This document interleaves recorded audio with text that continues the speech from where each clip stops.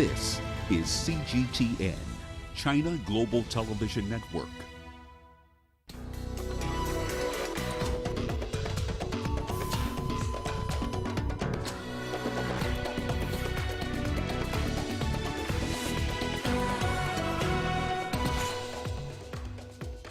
Germany apologizes for colonial-era genocide in Namibia.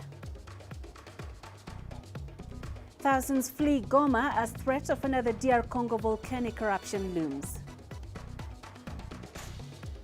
And French president in South Africa for a trip focused on the fight against the coronavirus pandemic. Hello and thank you for joining us on Africa Live. I am Peninah Karibe and joining me with the business headlines is Uche. Thank you, Peninah. And here's a look at what's coming up on Africa Live Bits. Tanzania plans to ratify the Africa Continental Free Trade Area Agreement by October. And Uganda Airlines adds Johannesburg to its growing list of destinations around the world. Of course, all that coming up within the program. For now, back to you, Peninah. Thank you, Uche. We begin the hour in Germany, where the government has confirmed more than $1 billion in development aid for Namibia. A statement by the German government recognizes the genocidal killings carried out by colonial settlers against indigenous people in the first years of the 20th century. German's Foreign Minister Heiko Maas says his country bears historical and moral responsibility for the atrocities. Maas says he would ask forgiveness from Namibia and the victims' descendants. German colonial forces eliminated over 80% of the Nama and Herero people's population between 1904 and 1908. The Herero and Nama were forced into the desert.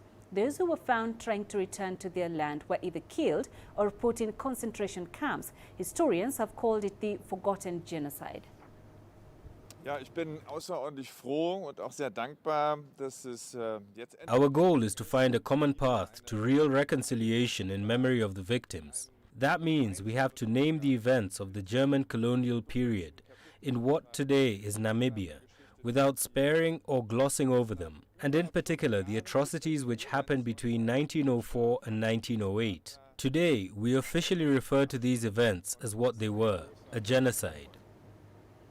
Earlier, we spoke to Tali Nates, the founder and director of the Johannesburg Holocaust and Genocide Center in South Africa, to expound on the significance of the matter. That crime that happened in 1904 is on many levels a very, very important crime, international crime to recognize, because not only there was a targeted, what is genocide? Genocide, of course, is the intent to destroy a people. So there was a targeting of men, women, and children of the Herero people and of the Nama people. And it does not matter if you succeed to eliminate everyone. 65% of the Herero people were killed. That is absolutely enough. The intention was to kill each and every Herero person. Of the 80,000, about 65,000 were murdered. The Nama people, about 10,000, 50% of the Nama people. And they were killed in concentration camps, in the desert, by poisoning the wells, for example, of drinking water in these very, very difficult conditions. And what more, that killing was denied. So genocide was denied, which is very significant to the people in the 100 years since then. Always when you recognize genocide, what is of utmost importance is recognition, saying, you know, we did wrong, apologizing for the crimes. And then, of course, coming to terms with the crime. And reparation will be in education. You have to educate about it. It's not only about money. It is in memorialization. Do we build museums? Do we have memorials? It is a brave, courageous move. And I think that it is of utmost importance. French President Emmanuel Macron is in South Africa for an official visit. Macron was received by his host, South African President Cyril Ramaphosa, in Pretoria. The two leaders are expected to discuss COVID-19 and post-pandemic economic recovery. South Africa and France both joined the US in supporting a temporary waiver on patent rights for COVID-19 vaccines. The two leaders will also discuss regional crises, including the violence in Mozambique. Angela Copeland now joins us live from Johannesburg for more on this. Angela, what have the two leaders been discussing? I need it here. Chuck. Well, as you said, they're talking mainly about COVID-19. And in fact, Macron said he was in favor of lifting those hurdles. He says the main problem is that we need to vaccinate the world as quickly as possible, so as many vaccines have to be spread around the world as possible. In fact, he did commit to providing some 30 million doses that would be donated by France to the poorer countries of the world by the end of 2021. He does say that the plants that are currently producing those vaccines need to be producing more, and they're also looking at partnerships. We heard today about a partnership that's happening with Aspen Pharmaceutical and the French government, and it seems like that was announced late this afternoon, but we don't have details on that right now. There's also an investment strategy that was unveiled, and then they talked about, or Macron specifically talked about IP and the fact that South Africa was the key driver in getting IP released for HIV/AIDS drugs in the past. There's also now support from Macron for that IP waiver for the duration of the pandemic. But he does want to see the transfer of technology as well, and that Ramaphosa agreed is critical. Macron also went on to say that this transparency is also very important in terms of donations and where the money is being spent that's coming from the richer countries. Ramaphosa then responded by saying that this was a convergence of thinking and music to his ears. Bear in mind, of course, that only 2% of the African population is currently vaccinated. So it is a bit of an issue. But those are the key talking points were around the actual vaccine.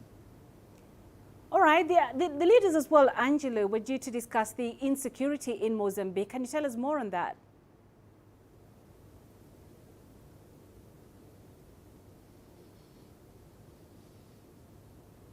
Well, definitely a key point of discussion. Lots of time spent talking about it and explaining that to the journalists that were present.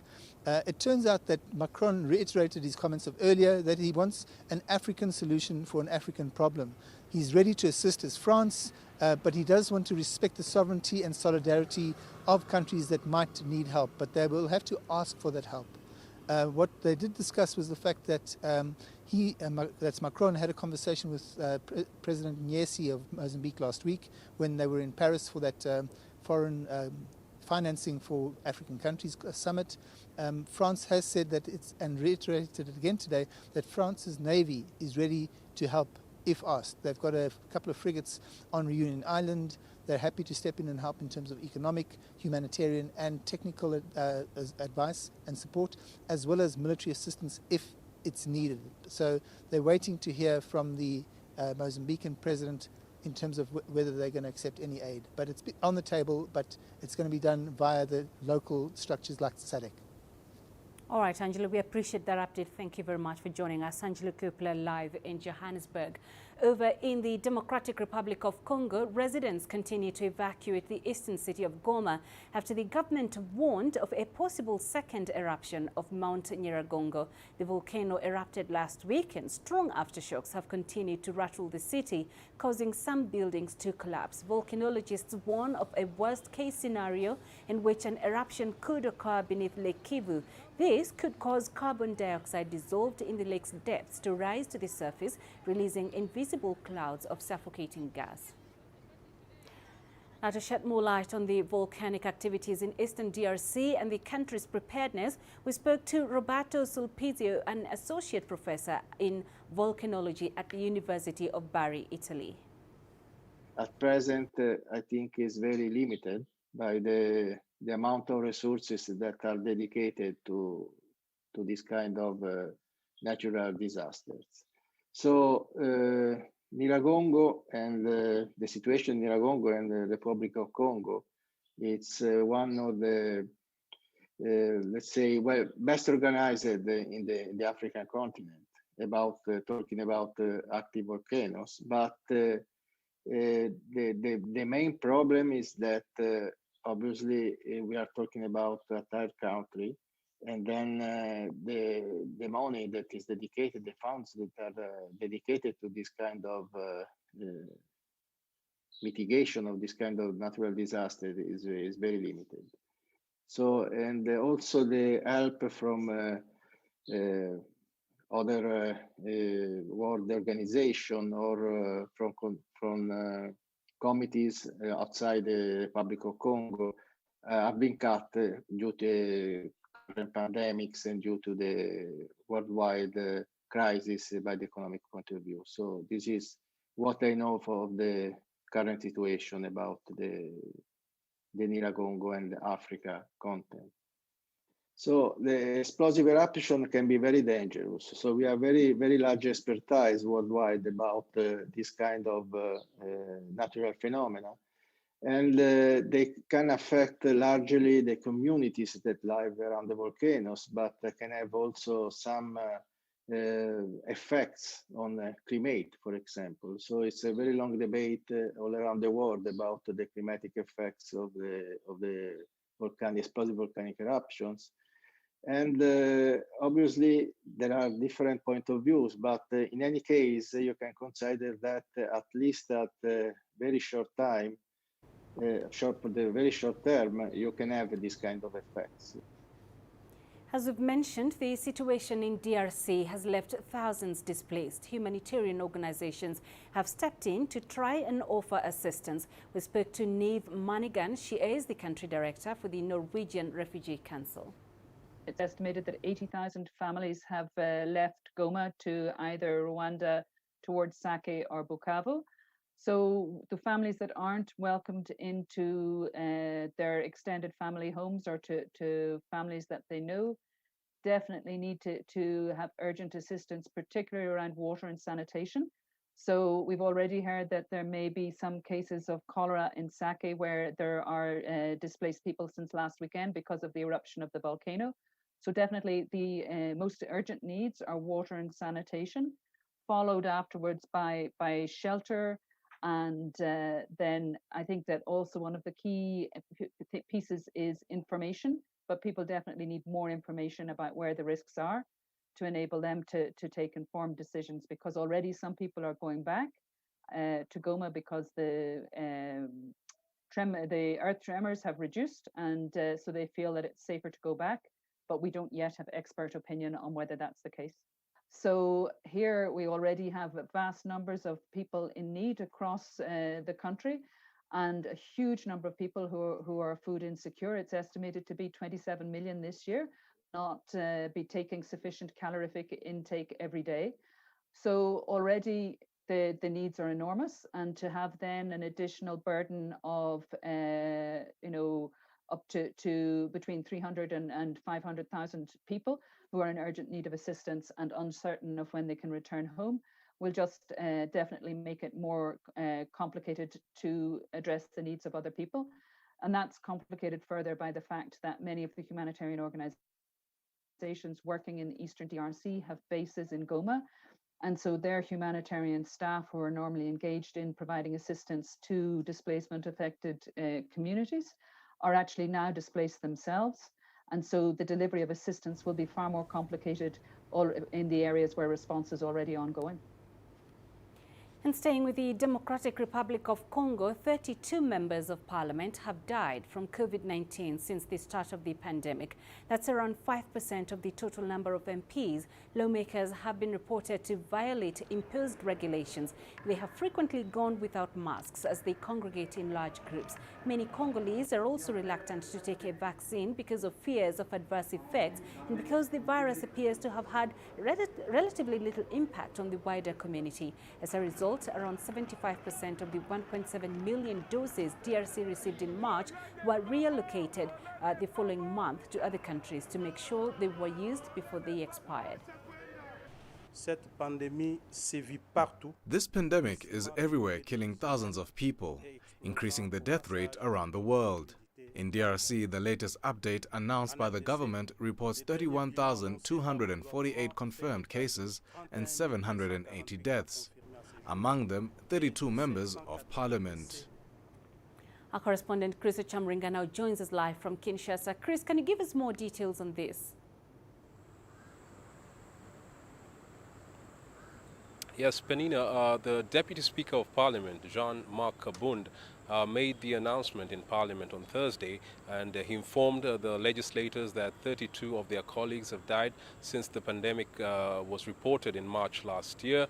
And he was warning them, to start respecting the health measures that have been issued by the government, wearing of masks, washing hands, and keeping a social distance, because people, legislators have not been respecting that, and they are supposed to be role models. So the Deputy Speaker was urging them, to set an example to the people of Kinshasa, because there are many people in the capital city who do not believe that this disease exists. And so it was a warning to them to start being good role models to the rest of the community. Peninah? Right, and many in the capital, Kinshasa, Chris, are still skeptical about the presence of coronavirus in the country. And this is despite concerns rising about the third wave. Talk to us more about that.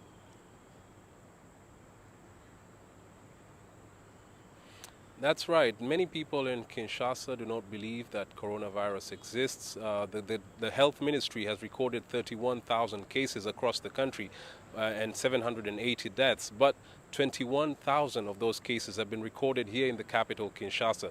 That's just to tell you how serious this outbreak is in the capital. But when you move around, you find people wearing masks under their chin, and people crowding in taxis.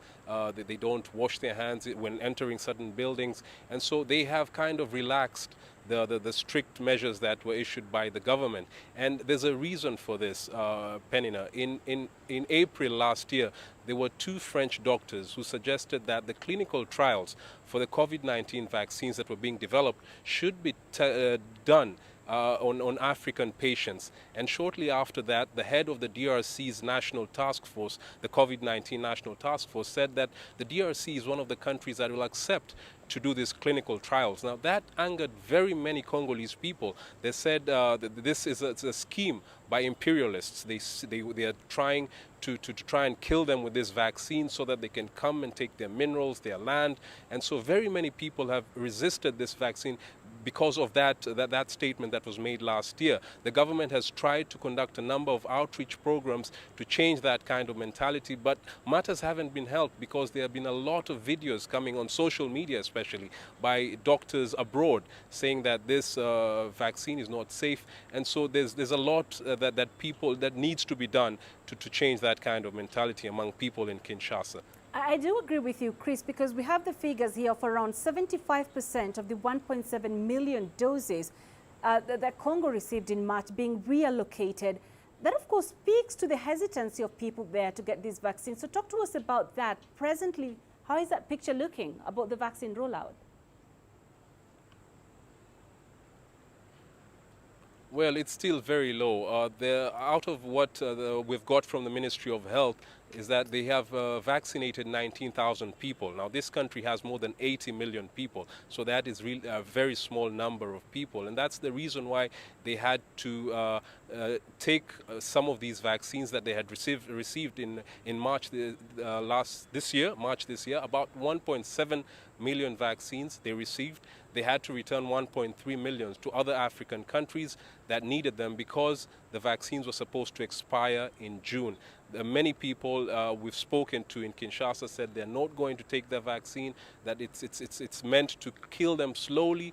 And so there's a lot of hesitancy, like you mentioned. The government said they'll need more doses because some of the 19,000 people who received the first shot of the AstraZeneca vaccine will need to get the second shot. And so they're trying to carry out an outreach program to educate people about the importance of taking these vaccines and also to tell them that this disease exists. Because, you know, there has been a comparison. When the Ebola outbreak occurred in the east of the DRC, one of the tools that the doctors used to end it was the vaccines. And so the medics are saying, look, why is there a difference now? This is still a vaccine that we need to use for COVID-19. But because of the past utterances, especially by the French doctors and also some of the Congolese officials here, people are very, very reluctant to take the COVID-19 vaccine.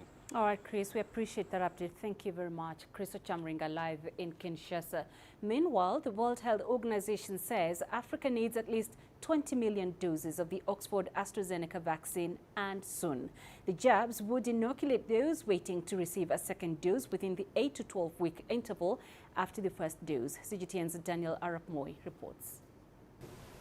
The World Health Organization has called for a massive vaccination push in Africa. The call comes as cases of COVID-19 continue to rise across the continent.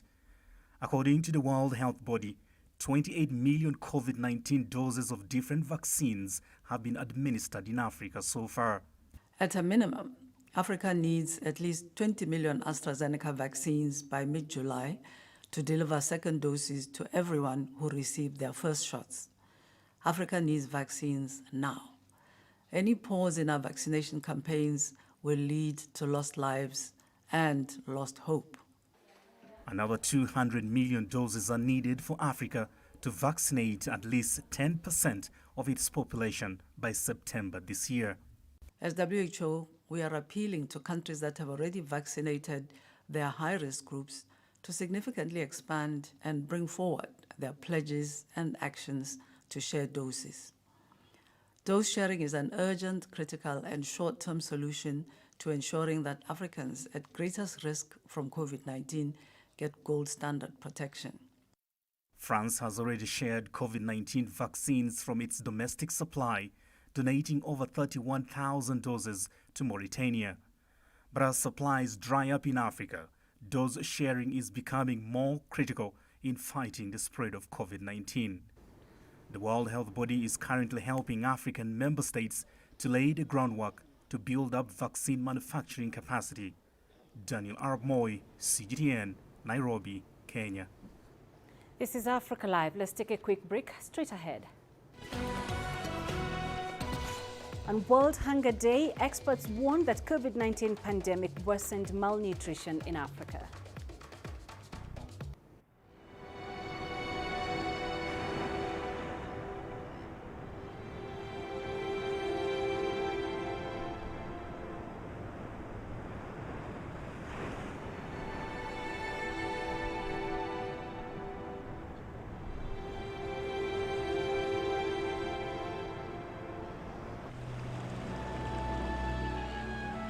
I think as humans, we sometimes forget that we come from water, that it's not a foreign space. We spend our first 9 months in water. We're born from water into light, sound, color, breath. As we become forgetful of water, we lose a connection to the planet and to ourselves and to each other. We are a species of a blue planet, of an ocean planet. It should never have been called planet Earth. It should always have been called planet Ocean.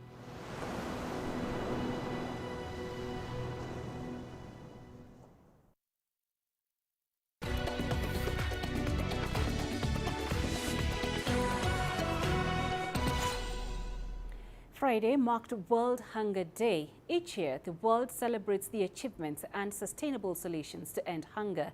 This year, however, more people are at risk of experiencing chronic hunger than ever before, in large part due to COVID-19. That's according to reports by humanitarian organizations. Since the beginning of the COVID-19 pandemic, an estimated 119 to 124 million people have been pushed into poverty. Aid agencies are calling for immediate and collective efforts to help end hunger. We take a look at Nigeria, where many families are now engaging in small-scale farming to feed themselves and be self-reliant. Our correspondent Tesem Akende reports from Jos. 49-year-old Umaru Ige is a retired banker in Jos. Now he owns this farm where he cultivates vegetables and cereals and also rears rabbits. Hunger is actually biting very, very seriously in Nigeria, and we have all the resources that is required to be able to attend to that food security. This is one of the things that inspired me to really go into farming, so that I can contribute my quota, and so from it I have been feeding my family for the past 3 years. 8.6 million people are food insecure in Nigeria's northeast alone, according to the United Nations World Food Programme. Umaru Ige is just one of many Nigerians farming to combat hunger. It will become more necessary and much more profitable for every person to engage in small-scale farming, like even from the garden where you can plant all your vegetables like your cabbages and carrots and some other things, that will help to boost your and add value to whatever you need. There are calls for the government to support small-scale farmers so the hunger situation can be addressed better. It would be very good if government and even spirited individuals who maybe have more resources can support such little ventures by even creating little communities where they farm together and fundings are being made available for them, and even a very small kind of aid as subsidizing with fertilizers and probably other organic manures and other things that can help these small-scale individuals. The Nigerian government says it is acting. The government this year provided support to small-scale farmers in 7 states in the country in partnership with the International Fund for Agricultural Development. More than 8,000 of them received packages comprising of climate-resilient seeds high in nutritional value. They are designed to help farmers achieve good production and secure their incomes. The hope is that this will allow farmers like Umaru Ige to contribute to tackling the hunger crisis in the country. Tessem Akende, CGTN Jos, Nigeria. South Africa has delivered maize meal to support Zimbabwe victims of the 2019 flooding caused by Cyclone Idai. Minister of International Relations Naledi Pandor traveled to Zimbabwe to officially hand over the first consignment of aid. CGTN's Lisa Njamela has more. The cyclone left hundreds of people dead and or missing, destroyed homes and displaced people. During that same year, South Africa responded to an appeal from the Zimbabwean government for humanitarian assistance in response to infrastructure destruction and loss of human life caused by severe flooding. The aid was supposed to have reached Zimbabwe a year ago, but the outbreak of the COVID-19 pandemic delayed the implementation of the project. Our national lockdowns of both countries stalled the progress on this project we had given our promise to. I just my government's sincere gratitude for this kind gesture from our sister Republic of South Africa. May you, Honorable Minister, convey my deep gratitude to my brother. South Africa, through the African Renaissance and International Cooperation Fund, pledged $3.6 million in humanitarian support to assist those affected by the cyclone in Zimbabwe. That when Zimbabwe was one of the countries that were affected in our region in 2019 March, our government immediately rallied our business partners and pledged our support to the affected communities. The assistance consists of 450,000 bags of 12.5 kilograms of maize meal to be distributed to the affected families. The two leaders believe that this gesture further enhances relations between the two nations. My government stands ready to deepen the fraternal relations between our two sister countries. The humanitarian assistance that was delivered to Zimbabwe is just the first batch. The next consignment is expected to be delivered by September. Yulisa Njomela for CGTN in Johannesburg, South Africa. The host chairperson of the South African National Assembly has committed to forging even stronger ties with China. Cedric Froelich highlighted the strong ties between the two countries during a roundtable discussion hosted by the Consul General of China in Cape Town. Froelich joined other MPs in congratulating China for eradicating absolute poverty, saying South Africa would like to learn from China. The MPs also praised China for taking on a humanistic approach in the sharing of vaccines with poorer countries. All right, let's now cross over to Ucha for the latest in business news. Thank you, Peninah. And coming up on Africa Live Biz. Tanzania plans to ratify the Africa Continental Free Trade Area Agreement by October. And Uganda Airlines adds Johannesburg to its growing list of destinations around the world.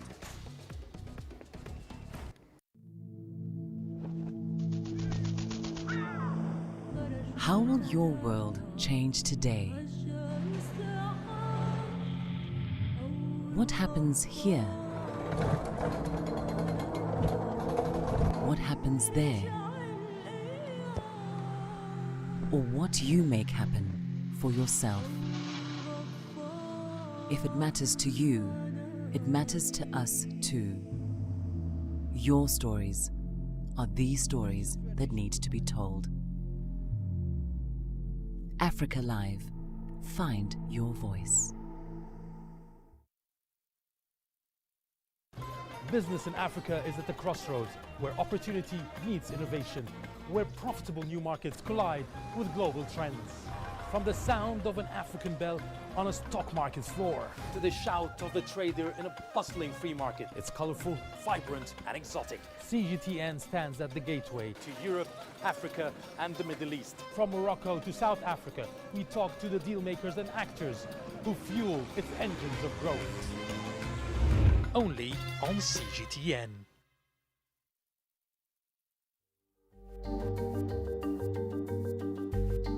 Africa Live. Find your voice.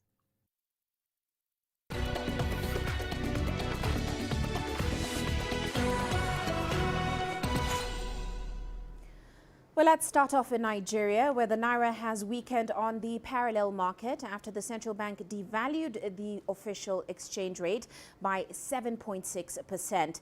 Now, the Apex Bank has replaced the exchange rate with a managed float figure used for investors and exporters. The local unit sold for 495 Naira per dollar on the street on Thursday, and that's from 486 on Monday, according to a website that collects and combines parallel rates in Lagos. The Naira opened at 411.08 on the Investor and Exporters window, otherwise called NAFEX. On Tuesday, Central Bank Governor Godwin Emefiele confirmed that the bank is no longer dealing in the official rate of 379 Naira per dollar, but instead has adopted the NAFEX for government transactions. Now, although some investors are concerned about the gap between the investor's rate and the parallel market, the central bank governor says the government will keep monitoring and intervening in the market in order to keep the value of the local currency within a range that it deems fit. Well, let's move on now. Tanzanian authorities say they will ratify the Africa Continental Free Trade Area Agreement by October this year. The deal will be endorsed by the cabinet and then taken to parliament for ratification.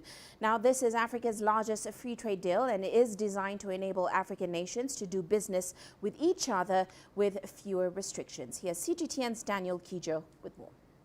Tanzania's Minister for Foreign Affairs and East African Cooperation says the country is finalizing preparation for the country's biggest free trade deal signing. This involves ensuring the government, agencies, and the private sector are aligned.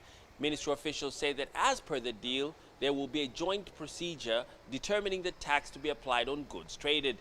The deal also aims to reduce Africa's dependency on the European market by opening up trading opportunities with other African countries. At the start of the year, some African countries officially started trading under the AfCFTA agreement, but not all countries have ratified the agreement. The United Nations Economic Commission for Africa estimates Tanzania could lose 1.3% of total government revenue due to the removal of some tariffs, but says the country will benefit more from the trading in the long run. Some industry players have warned that Tanzania's underdeveloped industrial sector might not be able to compete with the products from more industrialized countries. The deal has been signed by 54 of Africa Union's 55 member states and commits countries to 90% tariff cuts within a 5-year period. The African Union projects that it will improve trade by 60% between the continent's 1.2 billion people by 2022. Daniel Kijo, CGTN, Dar es Salaam. Well, let's turn to the aviation sector now. State-owned Uganda Airlines is set to start direct flights to Johannesburg, South Africa. The first flight of the 4-time weekly flights from Entebbe to Johannesburg is scheduled for May 31st. Now, the Johannesburg flight will enhance connectivity to and from the carrier's current network, which includes Kenya, Tanzania, the Democratic Republic of Congo, South Sudan, Somalia, and Burundi. Now, apart from its Africa expansion move, the carrier received 2 long-haul aircraft targeting the European, Middle East, and Asian markets this year. And still on aviation matters, Egypt Air is expected to sign an agreement with 2 major lenders on a 10-year loan of about $319.3 million. It will be used to pay off loans and aircraft leases. Now, the Egyptian government will guarantee the facility in a move aimed at helping the national carrier withstand the devastating impacts of the pandemic. Here's CGTN's Yasser Hakim with the details from Cairo. Like most airlines, Egypt Air has been suffering from the effects of the global COVID-related flight restrictions that have plummeted the aviation industry. The airline says it has so far lost nearly $600 million since March 2020, when the pandemic broke out. To avoid shutdown or cutting salaries, the airline received a $330 million interest-free loan from the government to sustain its operations. In the meantime, the state-owned air carrier has tapped into cargo as an alternative form of revenue. Egypt Air's air freight activity has imposed itself as an important alternative to cover losses. All activities in aviation stopped due to the pandemic, with the exception of air freight, including transporting medical equipment, medicine and aid to many countries, including Egypt. This subsector saw a considerable increase of 50% compared to pre-coronavirus levels. The company has also had to cut down on expenditure without slashing any salaries, except 10% from the top management positions.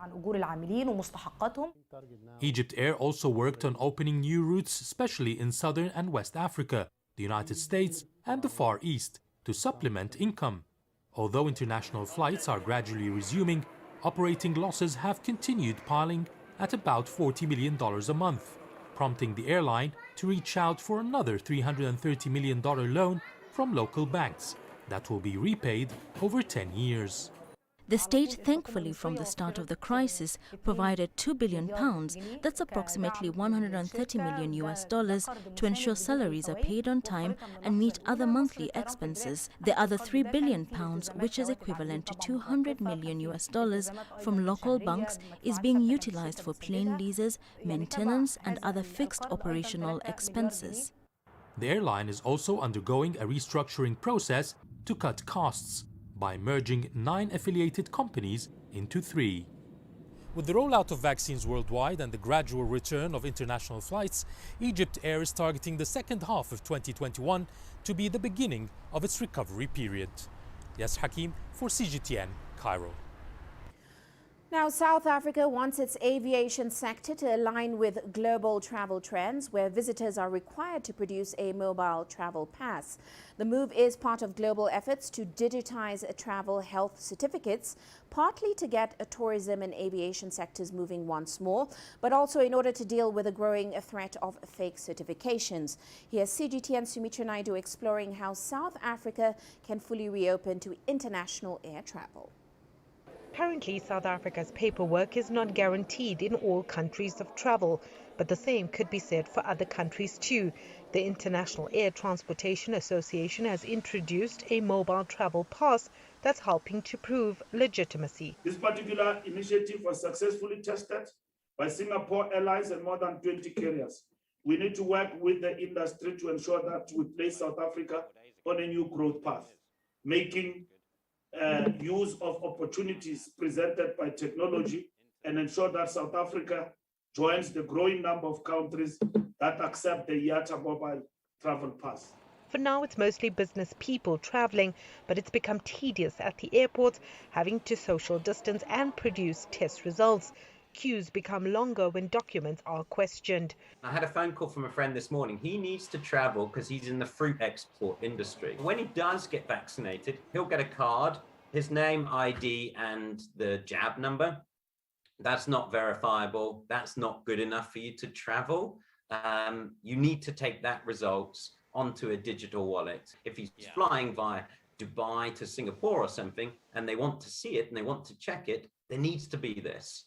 ATA took advantage of the rising need for speedy and legitimate COVID-19 test results last year by developing an Uber-like model to get blood results to customers as fast as possible. You do need COVID tests in order to travel. Customers have these very tight deadlines in order to make it. Do I need a COVID result within 72 hours of leaving South Africa? Within 48 hours of landing in Germany or the UK? All these things are changing all the time, so customers need to talk to people to understand, and we're constantly doing that as countries and airlines change those timelines or change those rules. There's still over 60 countries with restrictions on travel from South Africa. Once this pass comes through, traveling abroad will be easier. There is a digital record of people and their ID and the fact that they are getting vaccinated. So it's just for the government to make that last step to say, if you would like it into a digital wallet. A digital travel pass on an app that will store all the relevant information will definitely make the process smoother and more efficient, especially for business people that travel frequently.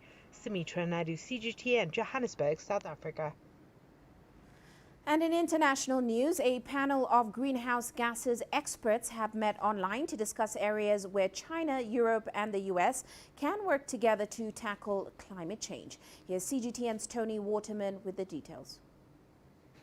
The EU, US and China may have stark differences over things like trade, politics and security, but if there's one thing they can all see eye to eye on, it's the need to tackle climate change. And as some of the world's top emitters of greenhouse gases, experts gathered for a virtual conference on Thursday said cooperation is crucial if there's any hope of keeping the global temperature rise well below 2 degrees Celsius as laid out in the Paris Agreement. If we can all agree that by mid-century, if all the parties can agree on the carbon neutrality, I think that would be a major achievement.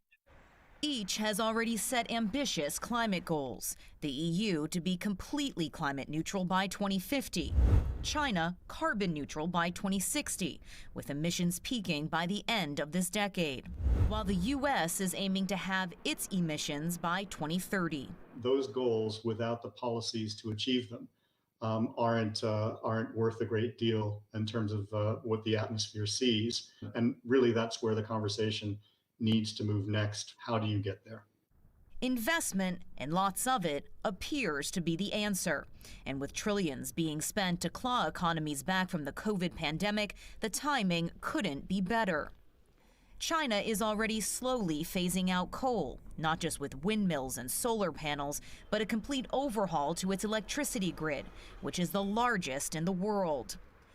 Europe, too, is plowing billions into green investments. It's not just about polar bears and low-lying islands, etc., but it is really about the population of the countries that we're speaking about that will be threatened by the impact of climate change, be there on health, be there economic. November's COP26 summit in Glasgow, Scotland could be the perfect opportunity for the EU, US and China to show a united front, setting the global standard not just for ambitious climate goals, but also clear, coordinated strategies on how to achieve them. Because to really tackle climate change, every nation will need to be on board. Tony Waterman, CGTN, Brussels. And that's all for now on Africa Live Biz. But coming up later on Global Business Africa, South African President Cyril Ramaphosa is hosting French President Emmanuel Macron just weeks after Ramaphosa came from the Summit on Africa Financing in Paris. We'll bring you more on that top of the hour. For now, back to you, Peninah. Thank you, Uche. You're watching Africa Live, still ahead. Zimbabwe celebrates National Culture Week amid COVID-19 pandemic. Join us in Global Business and see Africa through our eyes. The greatest journeys, the greatest sights, the greatest adventures. Here in Peninah, This weir allows the locals to walk on water. We're far more than just TV news. We're your passport to the wonders of Africa. To bring you stories of struggle, survival and hope.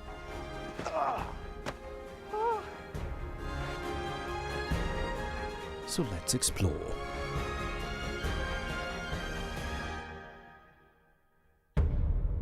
CGTN. See the difference.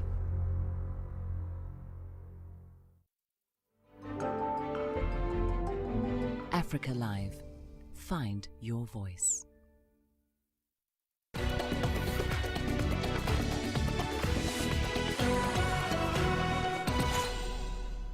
The World Health Organization has awarded a 28-year-old Kenyan doctor in recognition of her contribution to advancing maternal health. Peninah Karibe was named the winner of the WHO Director General's Award for Global Health. CGTN's Joy Kirukijuma reports. Kenyan doctor Peninah Karibe is an obstetrician gynecologist at a hospital in Nairobi. Karibe admits she started witnessing more deaths and complications as soon as Kenya introduced a coronavirus curfew in 2020.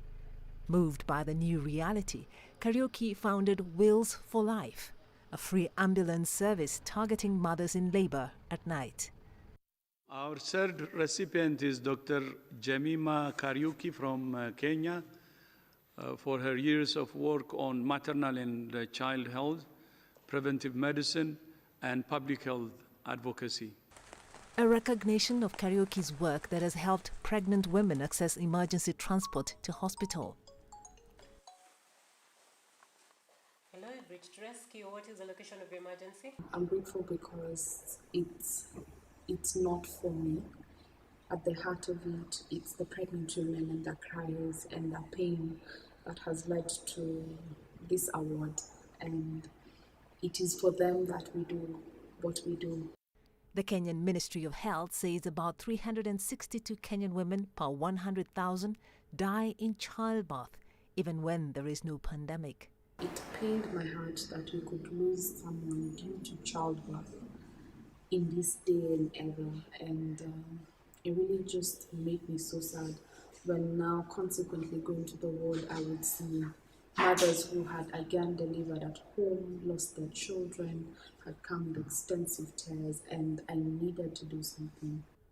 Dr. Karibe has enlisted the help of other doctors and paramedics.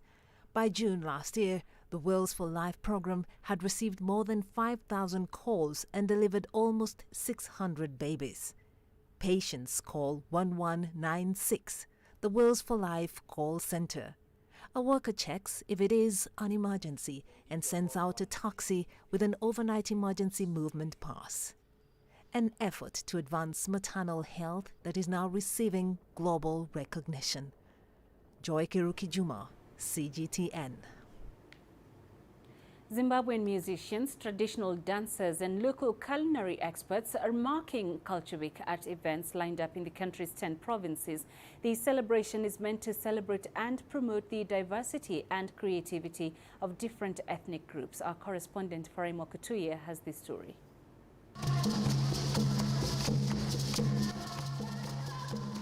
An eclectic mix brought together to showcase Zimbabwe's heritage. Arts industry has been one of the worst affected by COVID-19 restrictions, so the week-long celebrations have taken on an even greater importance. This is a reminder to us and everyone around us about our traditions and an encouragement to continue upholding them. It's also an opportunity to sample some delicacies like the mopani worm and to feast on traditional dishes that are regaining popularity. It is very important to showcase our traditional food because it is healthy. It is healthy and we also produce it.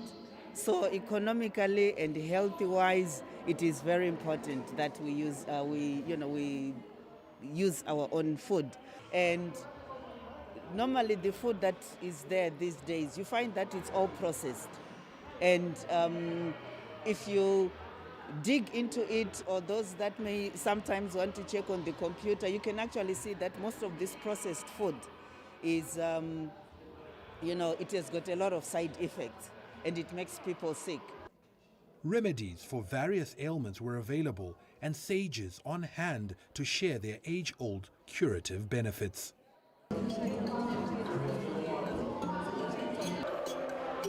An event like this would be incomplete without some music.